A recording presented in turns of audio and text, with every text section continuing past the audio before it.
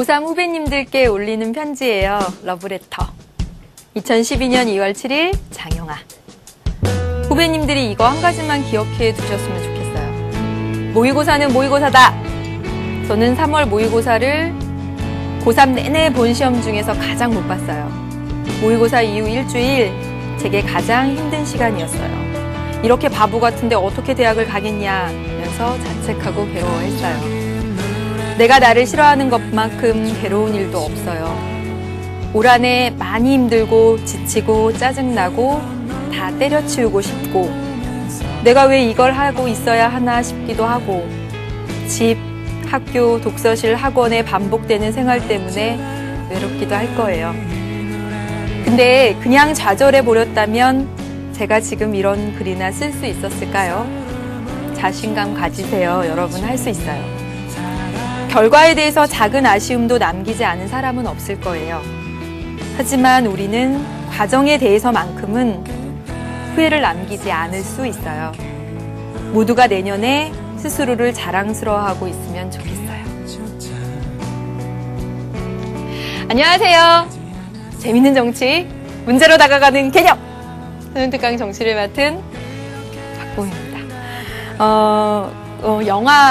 영화가 올려준 그 글이었는데 영화뿐만 아니라 정말 많은 여러분의 선배들 또는 대학을 먼저 간 선배들이 되겠죠. 혹시 대학을 이제 늦게 준비하는 학생들도 있을 테니까 대학을 먼저 간 그들이 정말 많은 수강후기들을 올려줬고 그 첫 수강후기를 소개를 합니다. 첫은 아닌 것 같고요. 소개를 합니다. 보면 가장 선생님이 기억에 남는 것 중에 하나는 모의고사는 모의고사일 뿐이다. 바로 그거죠. 모의고사 보고 나서 여러분 지금 앞으로 또는 지금껏 몇 번의 모의고사를 봤을 텐데 그것 때문에 좌절하고 그것 때문에 자기를 깎아내리고 하는 것들을 진짜 많이 봅니다. 그런데 정말 결국 여러분이 준비하는 것은 수능이다라는 사실을 꼭 기억하시고 모의고사 통해서 이거 부족했구나. 이렇게 해야 되겠구나. 그 계기로 삼으면 되는 거예요. 정말. 또 하나 영화 말 중에 기억 남았던 건 결과에 대해서 아쉬울 수 있죠. 참 더 1등급 받을 수 있었는데 또는 이 대학 갔으면 더 좋았을 텐데 이 학과 갔었어야 되는데 하는 결과에 대해서 아쉬움이 남을 수는 물론 있지만 그것들까지 오는 그 과정에 대해서는 정말 하나의 후회 없이 할 수 있다는 거예요. 하나의 후회 없이 정말 최선을 다했다는 그 마음을 여러분보다 한 해 먼저 간, 대학에 먼저 간 그 대학의 선배에게 여러분이 들었던 이 말 꼭 기억을 해두셨으면 좋겠습니다. 네. 그래서 소개를 해봤고요. 오늘 이 시간에는 여러분, 문제로 다가가는 개념 마저 쫙 보고요. 그리고 문제풀이도 해보고 그렇게 하도록 하겠습니다. 네, 여러분 그 문제로 다가가는 개념 드린 페이지 1페이지입니다. 1페이지의 오른쪽 부분 정치과정 모형 두 번째 해보도록 하겠습니다. 여러분 보시면 이와 같은 정치과정 모형은 굉장히 많이 그려져서 출제가 됐습니다. 평가원 문제에서도. 그래서 2012년 9월에 나왔던 바로 그 모형입니다. 여러분 기억에 들어갈 내용, 디귿에 들어갈 내용 너무나 잘 알고 계시죠? 기억은 투입이 되겠고 그리고 여러분 디귿은 산출이 되겠습니다. 보세요. 해보겠습니다, 여러분. 기억에서 제출되는 행정부의 법률안은 위임위법에 해당된다. 여러분 말이 한 개도 안 됩니다. 보시면 행정부의 법률안, 국가기관이 법률안을 제정하는 이 과정은 여러분 정책결정기구의 정책결정 과정에 해당이 된다라는 거죠. 따라서 기억에서라고 하는 자체가 틀렸습니다. 그래서 여러분 하나 어려운 말 위임위법이라는 게 나왔는데 입법을 원래 입법부가 하잖아요. 그런데 입법부가 아닌 다른 기관에서 하는 여기서 나오는 명령이나 규칙 등을 여기서는 의미를 합니다. 그런 정도로 알아두시면 되고 이 기출문제 보고 위임위법이 뭐지? 이것까지 정리해야 되겠네 이렇게 하실 필요는 없습니다. 여러분 이거 몰라도 바로 기억에서 제출되는 행정부의 법률안이라는 말 자체가 말이 안 됩니다. 기억, 투입이고요. 국민들의 요구와 지지가 담긴 내용들이어야 합니다. 따라서 이 내용들 틀렸다. 두 번째 볼게요. 시민의 요구에 부응하는 의회의 입법 과정은 의회의 입법 과정이 바로 투입이다. 역시나 여러분 말도 안 되는 거죠. 그렇죠. 투입은 시민의 국민의 요구와 지지가 바로 들어가는 입법 과정, 법률안 하면 바로 니은 과정에 해당이 되어야 합니다. 따라서 여러분 틀렸습니다. 다음 볼게요. 니은에서 입법부보다 행정부의 역할과 권한이 강화되어 있다. 여러분 보시면 니은 정책결정기구죠. 오늘날 전통적으로는 입법부가 의회가 강했는데 점차 행정부가 커지는 경향 보이고 있다. 맞는 얘기에 해당이 되죠. 그 다음에 볼게요. 니은에 해당되는 사례로서 지방의회가 출산보조금 인상 조례안을 심의 의결한 것. 여러분 지방의회가 뭔가를 의결했네요. 이 내용 정책결정기구의 정책결정 과정 해당되는 내용 맞습니다. 여러분 지방의회도 해당된다는 거 꼭 기억하세요. 다음입니다. 니은에 해당되는 사례로서 니은 정책결정기구 거기 정당은 국회의원 선거에 후보자를 공천시켰다. 맞나요? 후보자를 공천시키는 거? 그럴듯한데? 어쨌든 공식적인 국가일 같은데? 아니라는 거죠, 여러분. 정당 아닙니다. 정당은 비공식적 꼭 알아두세요. 그래서 또 나왔었습니다. 그 다음에 볼게요. 여러분 이 내용은 여러분 선지에서 뺀 내용이고요. 예, 지워서 다음 넘어가 보도록 하겠습니다. 네, 다음 보세요. 2페이지입니다. 보시면 민주적 정책 결정 과정이라고 제목이 달려 있습니다. 한번 보시면 가나국이 있어요. 보시면 가국은 정부가 단독으로 해서 어떤 정책을 결정해 갑니다. 그래서 정부 주도로 해요. 그런데 나국은 보니까 공청회를 통해서, 공청회 뭐죠? 공공기관이 국가기관이 들어보는 회입니다. 많은 사람들의 의견을 들어보는. 그래서 보시면 주민과의 합의, 그래서 여론, 시민단체 활동 등 이런 것 강조되고 있습니다. 지금 보시면 정부가 주도로 해서 정부가 단독으로 해서 합니다. 위에서 아래로 하는 거죠. 하향식입니다. 그리고 여긴 보세요. 보시면 위에서 아래로 정책이 결정돼서 전달되는 과정은 보통의 과정이고 국민들의 의사가 올라가죠. 주민과 합의. 그래서 아래에서 위로 올라가니까 상향식이라고 이렇게 표현을 해야 되겠죠. 보시면 여기 가국과 같은 나라는 권위주의 국가에서 보통 이렇게 나타나고요. 우리나라 70년대 뭐 이런 모습이 되겠습니다. 그리고 나국은 민주주의 국가의 전형적인 모습이 되죠. 보세요, 이제.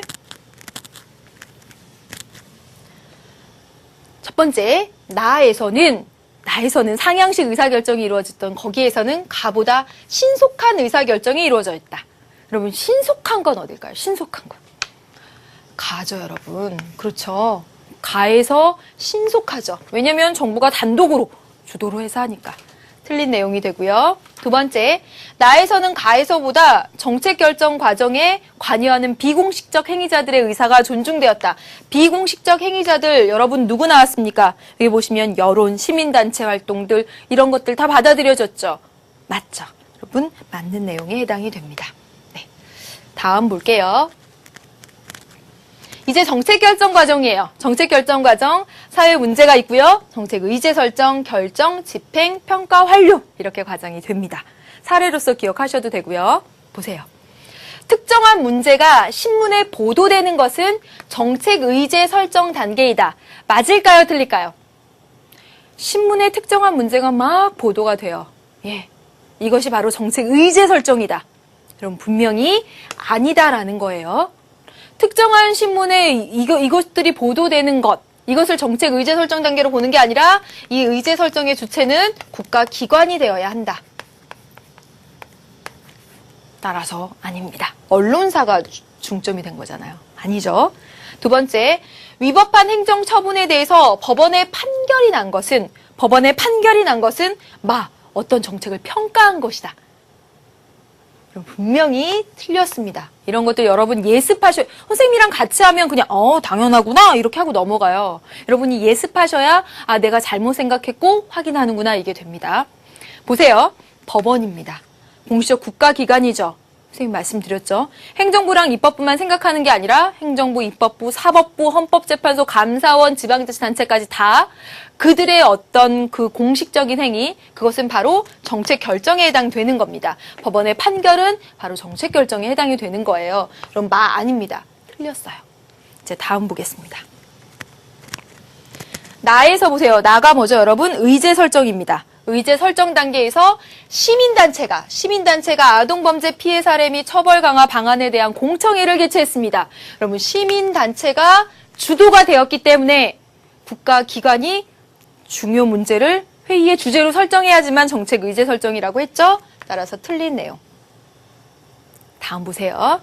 정책 시행 이후 아동범죄 발생 변화율의 추이를 분석하고 인권 침해 사례가 있었는지 확인해 본다. 정말 이 정책 시행에서 정말 아동범죄 발생률이 줄어들었는지, 여전히 변함이 없는지, 그 과정에서 인권 침해는 없었는지 이런 것 확인해 본다. 여러분, 이거 어떤 내용? 여러분, 그렇죠. 평가 및 환류에 해당되는 내용 맞죠? 정말 그 문제가 이 정책을 시행해서 정말 변화가 되었을까? 알아보는 거니까 맞습니다. 그래서 여러분, 여기까지 또 봤고요. 이제 정책 결정 과정 두 번째 보겠습니다. 보시면 이 정책을 결정하는 과정은 한 학생이 개인 차원에서 보면 공부를 해가는 과정하고 똑같다는 거죠. 내가 이렇게 문제가 있구나. 그래서 이렇게 계획을 짜고 그대로 시행해가는 그 과정과 똑같다는 거죠. 그래서 여러분, 이거 한번 볼게요.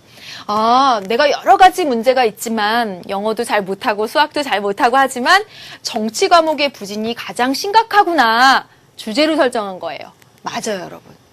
그래서 보시면 그럼 어떻게 하지? 결정을 하는 건 계획을 작성하는 거랑 똑같습니다. 그러니까 이게 이쪽으로 와야 돼요. 그리고 수행하는 것이 바로 이 문제집 풀이 실시하는 게 수행으로 와야죠. 보세요. 내가 정치 과목 성적이 부진하구나. 다른 거 다 많은데 그 중에 하나. 그래서 계획표를 짭니다. 그게 결정이에요. 이렇게 계획표를 짜서 이렇게 해야지. 그게 결정입니다. 그리고 나서 실제로 문제집 하나씩 풀어가요. 그게 실행이죠. 수행입니다. 그리고 나서 딱 봤더니 모의시험 성적 부진이에요. 평가를 해봤더니. 방법이 잘못됐네. 환류. 문제풀이에서 교과서 탐구로 바꿔야 되겠다. 이게 새로운 요구와 지지가 들어가는 거죠. 문제풀이 안 되겠구나. 교과서 봐야 되겠구나. 새로운 요구와 지지가 들어가는 겁니다. 여러분, 개인 차원에서 하는 거나 정부 차원에서 하는 거나 똑같다라는 거예요. 보시면. 여러분, 이 과정이 틀렸다라는 거죠. 문제에서는 둘이 바뀌어야 됩니다. 볼게요. 정말 부동산 가격 폭등 문제, 투기 가열 등으로 사회 문제가 대두되었다. 정말 많은 문제가 있는데 그 과정에서 특히 정부는 이것을 회의의 주제로 삼았습니다. 정책 의제 설정. 부동산 가격 문제를 회의의 주제로 삼았습니다. 맞아요. 그 다음에 가볼게요. 부동산 가격 인하 정책을 수립했네요. 결정을 해낸 겁니다. 이렇게 하기로 하자. 그러면 실제로 해봐야죠. 이거에 따라서 부동산 가격 인하시킬 수 있는 것들을 실제로 해봐야 되죠. 실제로 해봐야 되는데 효과 미흡? 이러고 있죠. 그러면 이 과정의 내용이 틀렸다라는 거예요. 여기가 들어가야 되겠죠. 대출금리는 인상해주고 보유세를 신설하는 등의 실제 그런 것들을 시행합니다. 여기서. 그리고 나중에 평가를 해봤더니 정책을 수립하고 그거에 따라서 대출금리 인상하고 보유세 신설해서 해봤더니 부동산 가격 인하 효과가 별로 없습니다. 그런 평가를 내리고 그렇다면 다른 정책을 추가합니다. 새로운 요구와 지지를 들여보내는 거죠. 보세요. 여러분, 이거 우리가 그냥 계획표를 세워서 나의 문제가 뭐지? 라고 계획표를 세워서 평가하고 하는 과정과 똑같다라는 것을 하나만 생각하시면 되겠습니다. 이제 여러분 다음 볼게요. 보겠습니다. 지금 가나다라 해가지고 선생님이 순서를 막 엉망으로 섞어놨어요. 그러면 순서대로 한번 잡아보자는 거예요. 정책 결정 과정 순서대로 한번 잡아보자는 거예요. 보겠습니다. 영유아 양육 가정에 보육비를 지원하는 등 출산 장려 사업이 실시된 거네요. 정책이 실제로 정책이 집행된 거네요. 집행. 수행 이렇게 말을 해도 되겠죠? 그 다음에 보세요. 정부는 영유아 보육비 지원을 포함한 저출산 종합대책을 마련하였고 국회는 관련 법률을 제정했다라고 했네요. 이것은 정책을 결정한 거네요. 그렇죠? 법률 제정이 아주 대표적인 정책 결정입니다. 다음 보세요. 저출산 문제를 해결하려는 사회적 욕구가 커지자 정부가 전문가들을 모아서 공청회를 개최했어요. 많은 문제가 있는데 이 문제가 문제구나. 이거 가져다 사람들 얘기 들어보고 정책 만들어 봐야겠다. 회의의 주제로 삼았죠. 의제 설정입니다. 그 다음에 볼까요? 출산율 증가가 통계로 확인되자 정말 이렇게 했더니 출산율 증가했네. 추가 경정 예산을 편성해 더 늘려야 된다는 여론이 또 다시 여론이 들어갔네요. 여러분 평가와 환류 과정이 되죠. 평가와 환류. 그러면 여러분 순서대로 한번 잡아볼까요? 순서대로 잡아보세요. 뭐부터 해야 돼요? 사람들의 의견이 있었고 그것이 의제로 설정되는 거 먼저. 두 번째 정책 결정되는 나. 그 다음에 정책 집행되는 가. 그 다음에 평가 및 환류. 이런 순서로 해야 되겠죠. 다음 하나 더 해봅시다. 보세요. 정부와 관련 부서와 국회의원들은 그 필요성이 여기 가족복지. 예, 가족복지. 가족 단위 복지. 여러분 거에는 써있죠? 네. 가족 단위의 복지의 필요성에 공감하면서 문제 해결을 위해서 노력하기로 하였다. 이렇게 나와 있습니다. 정부가 그 문제 해결을 위해서 노력하기로 하였대요. 뭐 한 겁니까, 여러분? 의제를 설정한 거죠.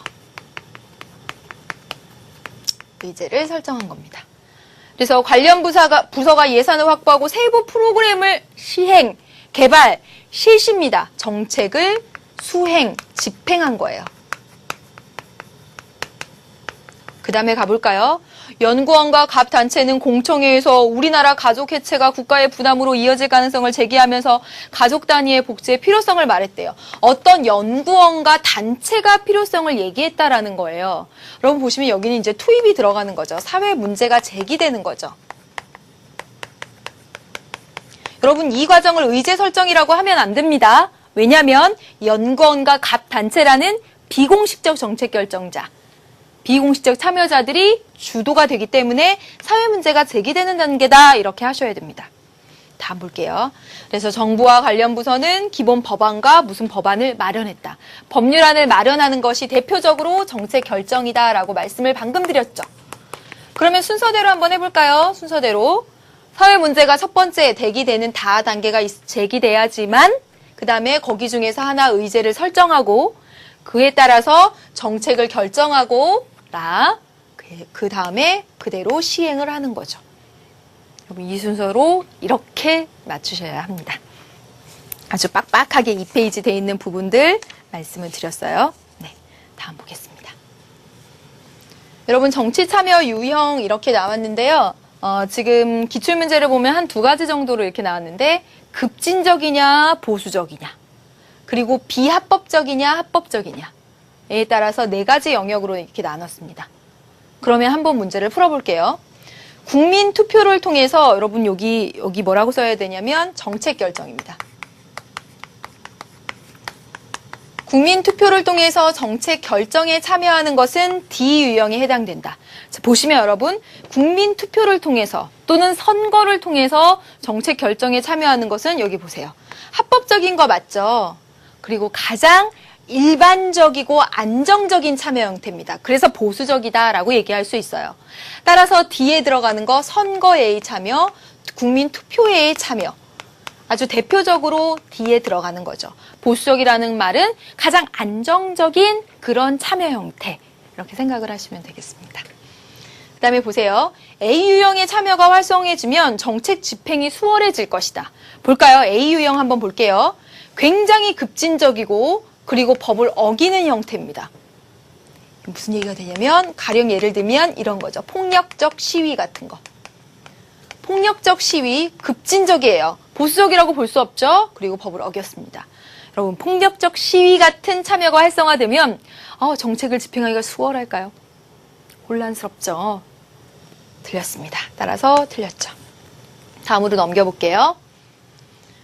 정치 참여 유형 여러분 여기 보시면 이렇게도 나눌 수 있습니다. 보시면 일시적이냐 지속적이냐 또는 개인적이냐 집단적이냐에 따라서 나눌 수 있어요. 여러분 여기서 물어보겠습니다. 여러분 그렇다면 방금 전에 선거의 참여, 투표의 참여를 합법적이고도 보수적인 방법으로 보았는데 여기다가 넣으면 어디 들어갈까요? 선거의 참여, 투표의 참여, 아주 가장 기본적 참여 그것은. 자 보세요. 혼자 하는 거죠? 혼자 하는 겁니다, 여러분. 선생님, 전 국민이 하잖아요. 아니, 그거 아니에요.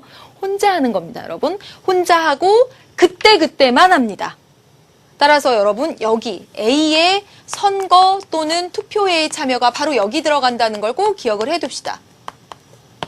선생님, 그거 지속적으로 쭉 선거하고 있나요? 아니에요. 예, 그리고 집단적으로 다 같이 가서 아닙니다, 여러분. 그래서 여기 들어간다라는 사실. 그러면서 일시적이고 집단적인 참여는 시위인데 시위 참여하면 집단적인 참여가 되겠죠. 그런데 일회성 시위. 한 번 하고 끝나는 시위에 참여하는 것, 이런 것. 그리고 여러분 집단적이면서 지속적 참여. 집단적인데 계속 지속적으로 계속해요. 뭐 시민단체 활동이라든지 아니면 정당 활동 같은 것들 여기에 들어갑니다. 뒤에. 그럼 보세요. C에 들어갈 것은 뭐냐면 개인적으로 하는데 굉장히 지속적으로 해요.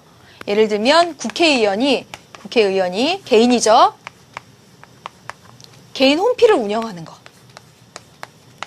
그럼 지속적으로 계속 운영하면서 네, 정치에 참여하고 현안들을 이야기하게 되겠죠. 그래서 이런 것들 이렇게 분류를 할 수 있겠습니다. 네, 이제 다음을 보도록 하겠습니다. 보세요.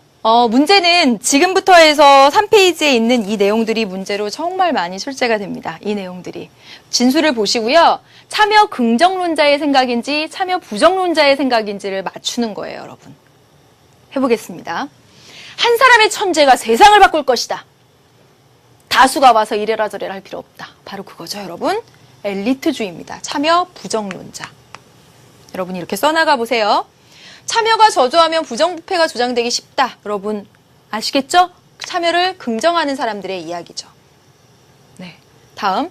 과도한 참여를 하면 중우정치로 흐를 것이야. 참여? 그렇죠. 부정론자. 또 써보세요. 민주주의는 정책 결정 과정에 국민의 의사를 반영해야지. 참여, 정당성 강조, 긍정론자들의 얘기입니다. 더 가볼게요, 여러분. 정부와 사회에서 빠른 정책 결정은 국가 발전의 필수 요소다. 빠른, 신속한 강조하는 사람들, 엘리트에 의해서. 참여, 부정입니다, 여러분. 찾아가는 겁니다, 이렇게. 더 가볼게요. 다수에 의한 의사결정은 효율성을 떨어뜨린다. 그렇죠. 누가 효율성 강조해요? 부정론자들이. 네. 더 보겠습니다. 참여가 결여된 정책은 정당성이 약화된다. 그러니 정당성을 높이기 위해서 참여해야 된다. 긍정론자들의 얘기죠. 효율성, 정당성 각각. 다음 볼게요. 국민들의 무관심은 관객민주주의 초래할 거야. 무관심하면 안 돼. 참여? 다음 보세요. 전문성 강조했습니다. 전문성이 부족한 대중의 참여로 중우정치 일어날 거야. 전문성 강조한 사람, 엘리트에 의해서 참여 부정론자 얘기가 되겠죠. 다음 보겠습니다. 사회 환경이 급변하는 상황 속에서 신속, 여러분 신속도 나왔습니다. 신속 나오면 참여를 그렇죠. 부정하는 사람들. 신속하게 해야지 사람들이 막 오면. 보세요. 이 얘기도 또 볼까요? 정치 에너지를 사적 생활에 투입하면 자아 실현의 기회가 많아져. 정치 에너지를 내 개인적인 생활에 투자해서 정치에 관심을 갖고 바로 그 얘기입니다. 그러다 보면 자아 실현할 기회가 많아져. 참여를 긍정적으로 보죠. 그 다음에 보세요. 이거 보세요. 이건 뭘까요? 선진국에 비해 후진국의 투표율이 높거든? 후진국 되게 참여 많이 하거든? 참여가 좋은 거야? 에이, 그러면서 후진국인데? 그 얘기죠, 여러분. 부정론자들의 얘기입니다. 다음 보세요. 공공정책이라고 하는 것은 시민들의 타협과 협상의 결과물이어야 한다. 사람들이 의사를 담은 것이어야 한다. 그렇다면 이것은 바로 긍정론자들의 이야기가 되겠죠. 네. 여기까지 보세요. 진수를 보고 긍정, 부정 다 가르칠 수 있겠죠. 이제 마지막 하나 남았습니다, 여러분. 4페이지로 가겠습니다. 보세요, 여러분. 향락적인 소비와 오락 이런 게 더 많아요. 그리고 정치에 대한 무력감, 소외감. 내가 한들 되겠어? 해봤자지 뭐. 그다음에 정치 과정의 거대화, 복잡화. 저기서 내가 요만한 내가 무슨 영향을 끼치겠어? 라고 하는 바로 그것이죠. 여러분 가는 뭐죠? 무관심이죠. 정치적 무관심 이야기입니다. 정치적 무관심 이야기가 돼요. 그럼 보겠습니다. 첫 번째, 이 현상의 원인은 정치적 무관심이 일어나는 원인은 여러분 여기 선생님이 써놨죠. 여기는 현대사회에서 분명히 써놨습니다. 현대사회에서 정치적 무관심이 일어나는 원인은 정치를 지배계층만의 행위로 바라보는 인식이 있어서다. 보세요. 정치적 무관심의 원인들 이렇게 제시했는데요. 방금 보는 정치는 지배계층이 하는 거거든요. 귀족이 하고 왕이 하는 거예요. 그래서 관심 가질 필요도 없어요. 라고 보는 건 여러분 이것은 전통적 무관심. 전통적 무관심의 원인이 됩니다. 현대의 정치적 무관심의 원인은 사실은 다 정치적 지식도 있고 그리고 할 수도 있는데도 불구하고 불신해서 안 하는 것. 그리고 이러한 이유로 안 하는 것. 그런 것들이 현대적 무관심의 모습입니다. 정치는 지배계층만이 하는 거야. 이건 바로 전통적 무관심의 원인이 되죠. 따라서 이건 틀린 내용이 됩니다. 다음 볼게요. 정치적 무관심의 결과로 공직자에 대한 통제 기능이 약화되고 행정 서비스의 질은 하락하겠죠. 정치적 무관심하면 그 정치 권력을 가지고 있는 사람들이 그들만을 위한 그런 정책을 만들고 국민의 이익 이런 것들은 고려하지 않을 테니 서비스의 질이 떨어지는 건 당연하겠죠. 맞습니다. 마지막 보세요. 이 현상의 결과로 정책 결정의 주도권을 둘러싸고 정부와 시민들의 갈등이 심해질 것이다. 여러분, 정치적 무관심해요. 시민은 관심도 없어요. 그런데 무슨 정책 결정에 주도권을 둘러싸고 싸워요. 그때는 시민이 정말 열심히 참여했을 때, 그랬을 때 이야기가 되겠죠. 따라서 심화될 것이다. 아니죠. 네. 그래서 여러분 여기까지 문제로 다가가는 개념 다 정리를 해보았습니다. 여러분 참여 이해하는 부분들은 그래도 참 할만하죠. 그렇죠. 이제 여러분 교재로 딱 가서요. 교재 59쪽입니다. 59쪽부터 자료 탐구 하나하나씩 보고 또 문제로 쭉 넘어가도록 하겠습니다. 계속 반복됐던 내용들이라 간단하게 한번 보겠습니다. 여러분 정치과정이란 해서 조금 다른 그림이 나와 있습니다. 우리가 보통 보는 거 여기 투입 있고요. 투입, 그리고 정책 결정, 정책 집행, 그리고 산출, 그리고 환류 과정. 앞에서부터 계속 지난 시간부터 계속 얘기했던 겁니다. 그런데 여기서 지금 나타나 있는 것 중에 하나가 뭐냐면 바로 이거죠. 이익 표출과 이익 집약이라는 얘기가 나와 있어요. 이익 표출이라고 하는 것은 다시 말하면 투입하는 과정에서 막 뭔가 요구하는 모습들을 이익 표출이라고 합니다. 여러분 대표적으로 이 이익 표출은 어디서 이익 집단이 많이 합니다. 그래서 우리 뒤에서도 문제로 보겠지만 노동계는 주 5일제에 찬성합니다. 또는 기업은 주 5일제에 반대합니다. 의사에는 약사에는 막 자기의 목소리를 내는 것 있죠. 그게 이익 표출입니다. 그럼 막 표출된 이익들이 있잖아요. 그것들을 하나로 쫙 이게 모으는 것. 그것을 이익 집약이라고 하고 보통은 정당이 이 기능을 하죠. 절충해서 하나로 이렇게 딱 모아가는 거. 정말 여러 소리가 있는데 것들을 보통 정당이 담당을 합니다. 그래서 그것들을 다 수렴해서 정책이 결정되고 집행되고 정책이 나오고 환류되고 다시 또 이익 집단 또는 정당들 중심으로 해서 이렇게 표출되고 집약되고 하는 과정들을 거친다라는 거죠. 네, 그래서 한번 해봤고요. 그 다음 보세요. 여러분 다음 페이지 보겠습니다. 60쪽에 보면 바로 공공정책 결정 과정에 적용해서 이제 사례가 나와 있기 때문에 사례 한번 또 다시 볼게요. 보시면 1998년 7월에 한미 투자협정 체결을 위한 협상에서 미국 측이 뭐라고 했냐면 스크린 쿼터 폐지를 요구했어요. 국제적인 환경이 이렇게 영향을 미친 겁니다. 환경이. 국제 환경에서 속에서 세계화가 되어가면서 미국이 스크린 쿼터제. 스크린 쿼터제라고 하는 것은 뭐냐면 한국 영화 의무 상영 일수예요.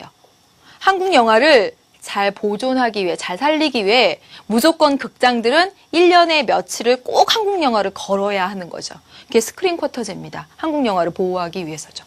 그런데 이것을 폐지해달라고 미국 측이 요구한 거예요. 그리고 정부는 미국 측 요구를 받아들일 생각이 있다라고 했대요. 그런 수용할 것을 시사했대요. 1998년입니다. 그랬더니 7월에 스크린 쿼터 사수 범영화인 비상대책위원회가 발족됐고 스크린 쿼터를 사수 지키자는 시위가 일어났습니다. 여러분 여기 보시면 이 범영화인 비상대책위원회 이런 내용들은 바로 영화인 즉 이익집단의 모습들을 보여주고 있는 거죠. 그래서 정부가 그런데 12월에 어떻게 했냐면 정부가 2002년부터는 앞으로 4년 뒤부터는 스크린 쿼터 적용 일수를 92일로 줄이겠다. 미국은 아예 폐지하라고 했는데 정부가 그것들을 어느 정도 수용을 해서 기존의 100 며칠이었던 것을 92일로 줄이겠다라는 안을 마련을 했어요. 이에 영화인이 주한 미 대사관, 미국 왜 폐지하라고 하느냐 미 대사관을 방문하고 집권 여당을 항의 방문하기까지 했습니다. 그래서 결국 정부는 스크린 쿼터를 현행대로 유지하기로 확정을 했고 의사를 받아들인 거죠. 국민들의 의사를. 또 국회는 스크린 쿼터제 현행 유지 결의안을 또 채택을 해주었습니다. 그래서 결국 1999년 1월에 가서 정부가 한미투자협정에서 미국 측에게 스크린 쿼터 문제를 분리해서 협상하기를 요구했답니다. 무슨 얘기냐면 지금 한미투자협정을 체결하기 위한 과정에서 미국이 스크린 쿼터 폐지를 요구하니까 이제 맨 마지막에 보시면 정부가 그건 그거고 요건 요거고 따로따로 협의하자 이렇게 얘기를 하기까지 했답니다. 네, 다음 볼까요? 그래서 위 자료에 의하면 한미 투자협정 체결을 위한 협상 과정에서 미국이 스크린 쿼터 폐지를 요구한 것이고요. 정부는 미국 측 요구를 원래 수용하고자 했어요. 근데 정부의 정책 결정 과정에 여기서 보시면 국제적 환경이 영향을 주었던 거죠. 뭐냐면 세계화 속에서 미국의 영향력, 어떤 환경이 영향을 준 겁니다. 그러나 영화인 단체의 시위, 집권당의 항의 방문 등으로 현행 유지했고요. 이렇게 공공정책 결정 과정에서는 이익 집단이나 정당의 정치적 노력, 그리고 제시된 자료에는 나와 있지 않지만 국민 여론, 시민단체의 활동 뭐 이런 것들 다 영향을 끼친다라는 거죠. 이것이 바로 현대 정책 결정 과정, 정치 과정의 특징이라고 볼 수가 있습니다. 이렇게 하나 거의 결정되어 가는 것에서도 국민들이 다양한 요구와 지지를 막 넣어서 상향식, 그래서 정책이 바뀔 수도 있다라는 거죠. 네. 민주적 정치 과정이죠. 그러면 여러분 이제 61쪽으로 넘어가 보도록 하겠습니다. 61쪽부터 해서 기출문제를 여기 이렇게 있네요. 또 하나 더 있네요. 보세요. 아까 보셨던 바로 그 그림입니다. 우리 기출되기도 했던. 그러나 현실 정치 과정에서는 이와 같은 과정을 거치지 않는 경우도 있다는 거죠. 바로 이 그림처럼 권위주의 체제에서는 오히려 정부가 주도권을 가지고 정치 과정을 이끌어 나가기도 합니다. 정부가 정책을 만들어서 그대로 설득하고 강제하는 거죠. 그래서 보시면 정부와 정부의 산출이 투입에 영향을 끼치고 있는데 정부가 주도적으로 정책을 결정해서 국민들에게 사실상 강제하는 거죠. 보면 1970년에 준공된 경부고속도로 건설과 같은 교통정책을 예로 들 수가 있는데 당시 박정희 정권이 경부고속도로 건설을 주도적으로 결성해서 이를 강제하고 설득하여 추진해 갔습니다.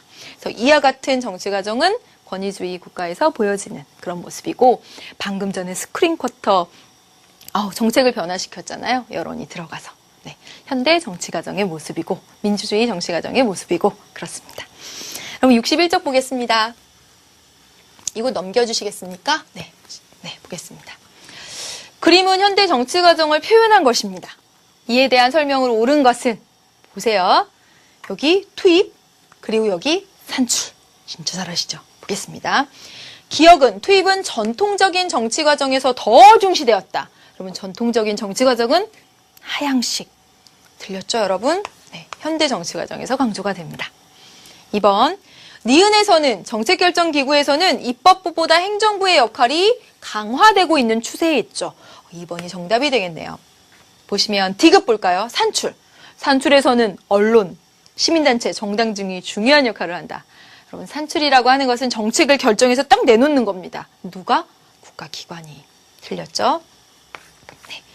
기억을 줄이고 투입을 줄이고 산출을 늘리면 정치 발전에 기여한다. 그럼 방금 말씀드렸잖아요. 얼마나 투입이 많았습니까? 방금 스크린 쿼터에 보셨다시피. 그것이 바로 민주주의적 정치 과정입니다. 틀린 내용이 되고요. 기업과 리을은 권위주의 체제하에서 활발해진다. 여러분, 방금 전에 경부고속도로 건설 관련된 정부 정책이 오히려 먼저 딱 떨어졌어요. 투입 안 활발해요. 권위주의 체제 하에서는. 틀렸습니다.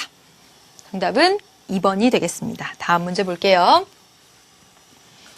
다음 자료의 밑줄 친 기억에서 리을에 대한 설명으로 옳지 않은 것은 미국에서 커피숍에 모여서 정책 토론을 하는 커피파티라는 모임에 12만 명이 넘는 회원이 등록을 했습니다. 여러분 실제 이 내용은요. 우리 수능 교재에, EBS 교재에 나왔던 내용이 수능에 연계돼서 출제된 대표적인 문제입니다. 진짜 많은 학생들이 기억을 했어요. 커피파티는 웹사이트 운영하고 각종 행사, 메시지 전달 등 다양한 활동을 각지에서 벌이고 있고 전체 의사는 지역 토론을 거친 온라인 투표를 통해서 결정하고요. 그리고 소통을 통한 합의를 도출하기 위해 노력하고 있답니다. 보겠습니다. 1번 기억. 이 커피파티는 산출 기능을 수행한다. 여러분 산출 누가? 국가기관이. 커피파티 국가기관 아님. 정답 1번. 저 산출 아닙니다. 그럼 나머지 확인해 볼게요, 여러분. 기억의 활동은 참여민주주의의 한 형태죠. 참여의 모습 보여주고 있는 거죠. 그렇습니다. 니은을 통해서 여러분 보시면 온라인 투표를 통해서 시공간적 제약 해속에서 정보 공유를 촉진한다. 바로 전자민주주의 이런 인터넷을 통해서 이렇게 토론하고 이런 모습도 보여주는 거죠. 맞습니다. 디귿 볼게요. 여기 아니죠. 웹사이트 운영이 바로 이 모습이었죠. 시공간적 제약 해소 맞고요. 디귿. 온라인 투표라고 하는 것은 투 개표 과정의 복잡성을 감소시키죠. 투표하는 즉시 이제 누구한테 바로 개표 과정이 바로 진행이 됩니다. 투표하는 즉시. 맞죠? 네, 보세요. 리을. 소통을 통한 합의라고 하는 것은 생활 원리로서의 민주주의를 실현하는 방법이다. 생활 속에 들어가 있는, 일상생활 속에 들어가 있는 민주주의적 의사결정 과정. 그렇습니다. 여러분 정답은 1번 하시면 되겠습니다. 일단 다음 넘겨보도록 할게요. 여러분 62쪽입니다. 밑줄 친 기억 니은에 대한 설명으로 옳은 것은 했습니다. 전통적인 정치 과정에서 정책 결정은 의회를 비롯한 국가기관입니다. 국가기관 중심인데 그중에서도 특히 의회가 강했다. 그렇죠? 그런데 오늘날의 정치 과정은 의회뿐만 아니라 여론이 반영되는 선거나 언론의 기능, 국민의 의사를 적극적으로 표명하는 정당이나 이익집단 및 시민단체 역할, 그리고 행정 관료가 담당하는 행정의 역할이 매우 커졌다라는 것이죠. 그럼 풀어보겠습니다. 1번, 기억에서 전통적 정치 과정에서는 산출이 안 나타난다. 여러분 정치 과정이라는 것 자체가 정책 결정 과정을 의미한다라고 했죠. 정책이 결정돼서 나오는 게 바로 여러분 산출입니다. 어떻게 안 나타날까요? 틀렸죠? 2번, 니은 오늘날의 정치 과정은 신민영의 정치 문화일 것이다. 보시면 선거, 언론, 국민의 의사, 정당, 이익집단, 시민단체 막 참여하고 있어요. 참여형이죠? 틀렸습니다. 3번, 기억과 달리 니은에서는 투입 기능이 중시된다. 그렇죠, 여러분. 전통적인 정치 과정은 국가가 아래로 하향. 그런데 현대 오늘날의 정치 과정은 요구와 지지가 막 들어가요. 정답은 3번 되겠습니다. 더 가볼게요. 니은보다 기억에서 상향식? 하향식. 니은보다 기억에서 비공식적 참여자의 역할이 강화됐다고요? 비공식적 참여자 여기 막 있어요. 어디? 니은에서. 따라서 틀렸죠. 정답은 3번 고르시면 될게요. 다음 보겠습니다. 기억에서 미음에 대한 설명으로 옳지 않은 것은 했어요. 여러분 보세요. 시민사회라는 말이 나와 있어요. 시민사회가 뭐냐면 국가로부터도 간섭받지 않고 어떤 경제 대기업으로부터도 간섭받지 않는 정말 공익을 위한 그 영역, 공익을 위한 시민의 영역, 그것을 시민사회라고 합니다. 더 가볼게요. 시민사회는 가치를 배분할 수 있는 합법적인 정치적 권위를 가지는 어떤 정치체제, 여러분 정치체제 선생님이 뭐라 그랬죠? 국가기관이에요. 국가기관에 요구와 지지 등을 투입을 합니다. 시민사회에서. 네, 시민단체에서 이렇게 생각을 하셔도 될 것 같아요. 이해가 좀 안 되면 시민사회가 뭡니까? 이러면. 네. 그래서 이 정치체제에다 요구와 지지 등을 투입하죠. 그러면 정치체제에 투입된 시민사회의 요구와 지지는 권력 엘리트들에 의해서 자신의 의지와 국내외적 환경 변수들을 고려해서 정책으로 바뀝니다. 국가기관이 국민들의 의사를 수렴해서 정책을 만든다. 바로 그 얘기예요. 어려운 말로 썼지만. 결정된 정책은 집행을 통해서 시민의 요구나 사회 문제를 해결해 가는데 집행된 정책의 결과가 정말 복지, 안전, 자유와 같은 정치 재화를 산출했는지, 좋은 정책 결정이었는지 이에 대한 분석과 환류가 이루어진다. 말이 좀 어렵지만 우리가 배웠던 정치과정, 정책 결정 과정 이렇게 풀어놓은 겁니다. 그러면 이제 문제 풀어갈게요.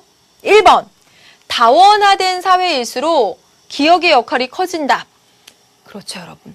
민주주의 사회로 올수록 시민사회 역할이 커집니다. 강조돼요. 과거에 권위주의 정부였을 때 생각해보세요. 독재주의였을 때 시민사회, 시민의 어떤 영역 이런 것들을 인정해줬나요? 아니라고요. 따라서 맞는 얘기입니다.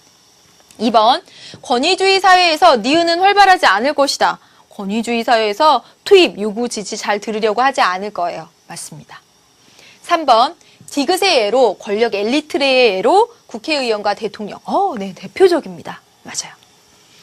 리을에 대한 국민들의 만족도가 클수록 산출에 대한 정책 나온 것에 대한 국민들의 만족도가 클수록 정치 참 안정되겠죠. 그렇죠. 5번, 미음은 주로, 환류는 주로 행정부에 의해서 이루어진다. 그럼 환류 누가? 정치 주체로서의 국민, 비공식적 정치 참여자들 담당. 끝. 5번. 네, 정답이 됩니다. 다음을 한번 보도록 할게요. 보세요.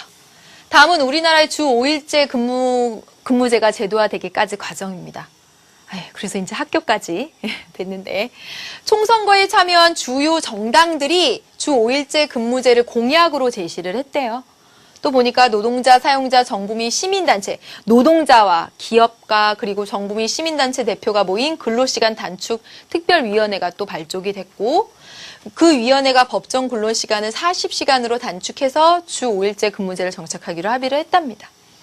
노동자 단체는 임금 삭감 없이 단축하자라고 주장을 했고, 경영자 단체는 임금 삭감 없이 임금 안 깎고 5일로 하는 것은 경쟁력 약화시킨다고 주장하고, 각각 다른 이익들을 막 표출하고 있죠. 정부는 기존의 임금 수준에서 이 임금 수준이 저하되지 않도록 한다는 내용을 담은 법안을 제출을 했네요. 그리고 단계적 5일 근무제 시행을 골자로 하는 법률안이 국회에서 의결되었고, 단계적으로 해서 제일 마지막 학교까지 이제 5일제로 왔습니다. 저희 왜 이렇게 웃죠? 좋은 건가? 네. 보겠습니다, 여러분. 문제를 보여주세요. 위의 정치 과정에서 나타나 있는 것만을 보기에서 있는 대로 고른 것은, 여러분 보세요. 기업, 정책 결정 나타났나요? 여러분 보세요. 정책 결정 어디 나타났나요? 나타났죠? 어디? 4에 보세요. 4. 가나다라 마와 4예요. 4에 보면 5일제 근무제 시행을 골자로 하는 법률안이 법률안 의결, 정책 결정이네요. 그 다음에 정책이 집행됐어요. 실제로 시행됐다. 나타났나요? 실제로 시행하고 있다. 안 나타났어요. 단계적으로 시행하겠다까지만 나타났고요. 그 다음에 이익 표출 나타났나요? 나타났죠. 노동자 단체는 임금 삭감 없이 해주세요. 경영자 단체 안 됩니다. 네, 표출 나타났습니다. 그래서 라마에서. 여러분, 이익 집약은 보통 누가 한다고 했죠? 정당이. 각 정당들은 5일제 근무제를 공약으로 제시하였다. 정당이 했습니다. 여러분 어디? 가에서. 그렇다면 정답은 기억, 디귿, 리을 하는 여러분 4번 고르시면 되겠네요. 자, 다음 보겠습니다. 위의 가사에 대한 분석 및 추론으로 옳은 것은 1번 볼게요. 가에 따르면 주 5일제 근무제 실시 여부를 둘러싸고 주요 정당 간의 갈등이 있었다. 그럼 가의 내용을 딱 읽어보면 뭐였냐면, 총선거에 참여하는 주요 정당들은 거의 다 5일제 근무제 찬성. 여러분 갈등 없었어요. 2번, 나에서 마에 따르면 위원회에서는 참여자 간에 특별한 이견이 없었어요. 여러분 나에서 마까지 한번 가보세요. 노동자 단체는 이렇게, 사용자 단체는 이렇게, 경영자 단체 이렇게 막 얘기했죠. 왜 없었습니까? 틀렸어요. 3번, 라마에 따르면 노사 간 갈등은 이해관계가 아닌 가치의 차이에서 비롯되었다. 좀 어려운 말인데 여러분 이해관계의 차이죠. 이해관계. 이익과 해로움이 같은 사람끼리 모였잖아요. 그것이 노동자 단체. 그리고 사용자 단체끼리 따로따로. 5일제 근무제를 하면 노동자들은 좋고 사용자들은 임금 삭감이라도 해야지 차라리 낫고. 이해관계가 다른 거죠. 여러분 가치라고 하는 것은 옳고 그름에 대한 생각, 개인적인 그런 생각 이런 것을 의미합니다. 따라서 가치 때문에 지금 나뉜 거예요. 가치 때문에, 이해관계 때문입니다. 틀린 내용이 돼요, 여러분. 4번, 바는, 여러분 바가 뭡니까? 예, 국회에 제출했네요. 바는 우리나라 정부 형태가 전형적인 대통령제가 아님을 보여주고 있죠. 누가? 정부가 제출했잖아요. 정부가 제출하면 의원 내각제정연서. 그렇죠. 정답 4번이 되겠습니다. 여러분, 4에서는 정책결정자로서 국회의 기능이 나타나 있지 않다? 그럼 4 한번 볼까요? 국회에서 주 5일제 법률안이 의결되었다. 국회에서 했대는데 뭐가 안 나타나요? 나타났네요. 정책결정자로서. 틀렸죠? 네, 틀렸습니다. 정답은 4번이 되겠습니다. 다음 문제로 넘어가 보도록 할게요, 여러분. 다음은 수업 시간에 교사가 나누어준 학습지 내용에 실린 일부예요. 교사가 이를 통해서 알려주고 싶은 것. 1839년 몰트는 단 한 표 차로 뽑혔습니다. 단 한 표 차로 왕정에서 공화정으로 바뀌었네요. 단 한 표 때문에 역사를 바꾸는 나치당이 됐네요. 뭐 강조하려는 겁니까? 여러분의 단 한 표가 세상을 바꿀 수가 있습니다. 이런 결과를 초래할 수가 있습니다. 짠! 여러분, 참여의 중요성이겠죠. 정답 3번입니다. 바로 풀어집니다. 이런 문제는. 6번 문제 볼게요, 여러분. 그림은 정치참여의 유형을 도식화한 것이다. 그랬습니다. 가라 유형. 보시면 간습적, 비간습적, 개별적, 집단적 해서 이렇게 나눴어요. 그런데 보시면 관습하고 비관습이 뭐냐? 보니까 작은 글씨 한번 보세요. 보니까 관습적 참여는 제도화된 선거와 관련이 있는 정치적 행위. 그리고 비관습적 참여라고 하는 것은 부러져서 선거와 관련이 없는 정치적 행위를 말합니다. 분류를 딱 해주었어요. 볼게요. 기억. 여론조사 기관이 선거 관련해서 설문조사, 여론조사 기관의 선거 관련 설문조사에 응했습니다. 가해에 해당되는 사례 맞을까요? 일단 선거 관련이니까 가고요. 스스로 혼자 했을 테니까 개별적이고요. 맞겠네요. 그 다음 볼게요. 니은. 나와보세요. 무상급식과 관련된 주민투표. 투표랑 물론 선거는 다른 거긴 하지만 제도화된 그런 거, 선거니까 관습적이라고 친다면 투표권을 행사한다. 여러분, 그럼 투표권을 행사하는 건 나입니까? 집단적입니까? 여러분, 선거, 투표에 참여는 분명히 개별적인 거에 해당이 됩니다. 따라서 나라고 하면 집단적이 되기 때문에 틀렸습니다, 여러분. 틀렸어요. 다 볼까요? 정보통신보호법 제정을 비판하는 내용의 글을 신문에 발표를 했습니다.